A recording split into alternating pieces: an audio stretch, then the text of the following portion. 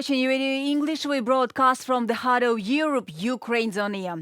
My name is Anna Nichenko. Hello and welcome. Confrontations between NATO and Russia, the alliance preparing for future war and military aid for Ukraine. We will discuss today. So, Germany sent troops to Lithuania. Defense Minister Boris Pistorius called it a historic moment, as Germany has never placed troops permanently outside its territory since World War II. First 20 staff of the advanced team will begin setting up the base. This part of the German military is the first of 4,800 soldiers to be permanently stationed in the Baltic states. The brigade will be fully operational by 2027. Lithuania was eager for Germany to send troops as soon as possible, in addition to British soldiers in Estonia, Canadians in Latvia, and Americans in Poland. Our decision to deploy the brigade permanently to the NATO eastern flank is unprecedented. We take both responsibility and leadership in NATO. We will go ahead with this project of the brigade together with our Lithuanian friends as partners in leadership. We are showing our Lithuanian partners and our allies that we are on their side, that they can be dependent on us, and I am happy about your words regarding this, that we will defend the freedom and security of our allies and friends on the NATO eastern flank. We support NATO's promise of one for all and all for one with concrete action. Lithuania has the border with the Russian Baltic Sea exclave of Kaliningrad and Moscow's close ally Belarus. Western military analysts have long viewed the Suwalki Gap, the part of Lithuania's territory line between Kaliningrad and Belarus, as the potential flashpoint area in any standoff between Russia and NATO. That's why Germany is preparing very hard for confrontation.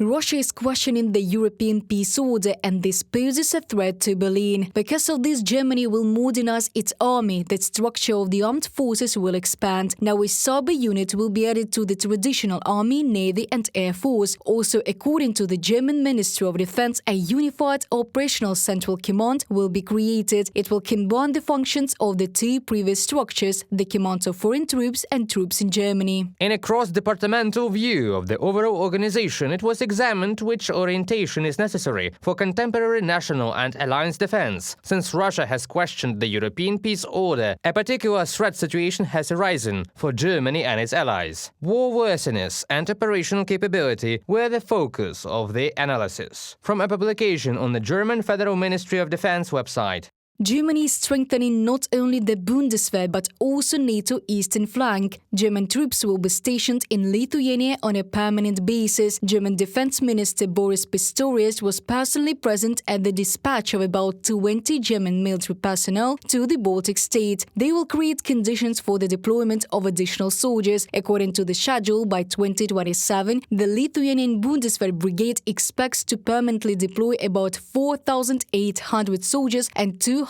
civilian employees. This is an important day for the Bundeswehr. This is the first time we have deployed such a unit permanently outside of Germany. So this is also an important day for NATO and the alliance's defense capabilities. The military presence of German troops in Lithuania caused a storm of negative emotions in the Kremlin. They believe that the appearance of Bundeswehr soldiers in the Baltic state will allegedly lead to an escalation of tension. However, the Russian authorities themselves are not shy to escalate things. On April the 6th, 2024, a Russian military plane flew over the Baltic Sea without a transponder. It was intercepted by the German Air Force. This is not the first time this has happened. Previously, Russian planes were also intercepted by the French Air Defense Forces. Germany, together with the NATO, is preparing for a possible confrontation with the Federation. The North Atlantic Alliance is currently conducting its largest military exercise since the Cold War. Almost 90,000 military personnel from 31 allied countries, in particular Germany, take part in them. According to Bild, German soldiers are conducting exercises in the Norwegian icy desert, 300 kilometers from the Russian border. Soldiers from the Rapid Forces Division practice actions in the event of a collision with the Federation. According to the scenario, they haven't slept for 2 days and cook food on gas stoves. People are always worried. 5 or 6 years ago, I didn't expect the situation to turn out this way. Therefore, we are now practicing what we may soon have to use. Bundeswehr soldier, in a comment to Bild publication. The EU and NATO are preparing not only for armed conflict. The North Atlantic Alliance warns that Russia is planning Ukraine to carry out cyber attacks amid the EU elections. As NATO Deputy Secretary General Michio Giovanni said, in this way Moscow would try to provide better results to political forces that are beneficial to the Kremlin. Reported by Diana Kolesnik, Nikita Skoblikov, UATV News. Deputy Secretary General of NATO believes that it is worth being prepared for the intensification of Russian cyber attacks and disinformation campaigns in an attempt to influence European elections and ensure better results for political forces more favorable to Moscow. Deputy Secretary General suggested look at what's happening in Moldova to understand what Russian influence attempts might look like, and noted that Russian disinformation and cyber attacks should be expected in attempts to influence European elections. And during a debate in the European Parliament dedicated to the so-called Russian presidential elections, the member of European Parliament stated, the leaders of the democratic world need to create a coalition to defeat the regime of Vladimir Putin, similar to the anti-Hitler coalition. Putin is afraid of real elections because he is afraid of his people. That is why Putin is the biggest Russophobe. Putin is creating a 21st century totalitarianism in Russia based on hatred, aggression, and violence. But this colonial imperial regime will collapse sooner or later. I once again call on you to stop being afraid of Putin. Let him be afraid of us. We need a strategy and a coalition for victory in Ukraine, but we also need a bold coalition to defeat Putin and his regime, the kind of coalition that was built to defeat Hitler. Early British Foreign Secretary David Cameron and his French counterpart Stéphane Journet stated that Ukraine must win the war that Russia is waging against it. Ministers jointly called on allies to do even more to ensure Ukraine's victory over the aggressor country. Let us recall that earlier French President Emmanuel Macron already announced the possible dispatch of NATO troops to Ukraine. Great Britain and France declared a clear position. Ukraine must win the war that Russia is waging against it, the foreign ministers of the two states said.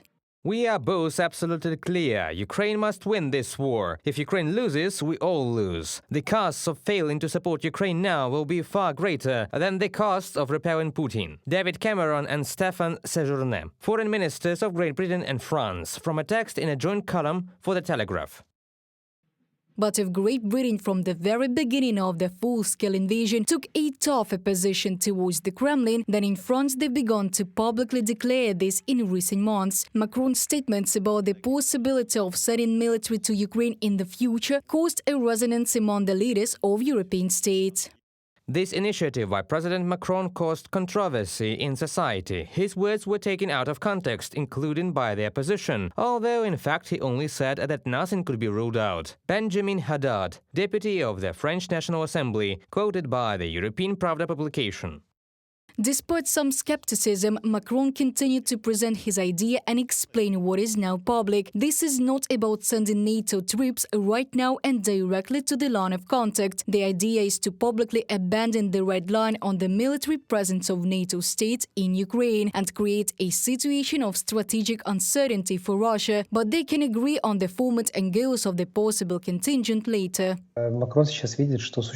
Macron sees that there is now a lack of leadership due to the discussions that are taking place in the United States about providing assistance to Ukraine. Apparently, he is also concerned about Trump's statements regarding his European allies, so he decided to choose a more active strategy in support of Ukraine. In the issue of opposition to the Russian Federation, he says that we must take a more serious position. There is already information that he has persuaded both Biden and Scholz to do this, to be tougher in principle. He also worries Russia with his statements. Neither Putin himself nor his entourage were clearly prepared for the fact that Macron could take such a tough position towards the aggressor country. The tone of Kremlin propaganda immediately became openly aggressive. They began to call France an imperialist, warmongering, Nazi and Russophobic state. One cannot escape the thought that Paris has hit a nerve in Russia, and taken together with the statement by President Macron that nothing should be ruled out in terms of military support to Ukraine, the Kremlin has now launched a more aggressive campaign to undermine the French authorities. EU Foreign Service Strategic Communications Task Force on the EU versus Disinfo website. Macron expects provocations from Moscow. For example, during the Olympic Games in Paris, Agence France Presse has recently published excerpts from a domestic intelligence service memo. The document calls on the police not to ignore even weak signals about the alleged operations of Russian agents.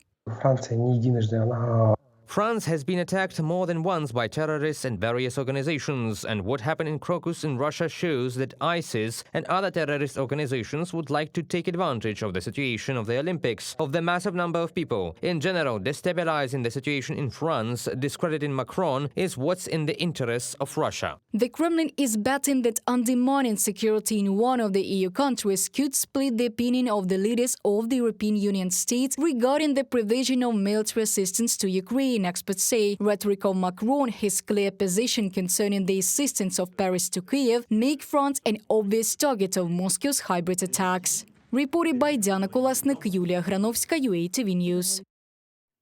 Now, Ukraine is waiting for a decision of U.S. Congress for a new aid package for Ukraine. And we're hoping that this decision will be made as soon as possible, as we are losing our soldiers every day on the front, while politicians are making their bargaining. So it was UATV English. We broadcast from the heart of Europe. Thank you for your support and see you.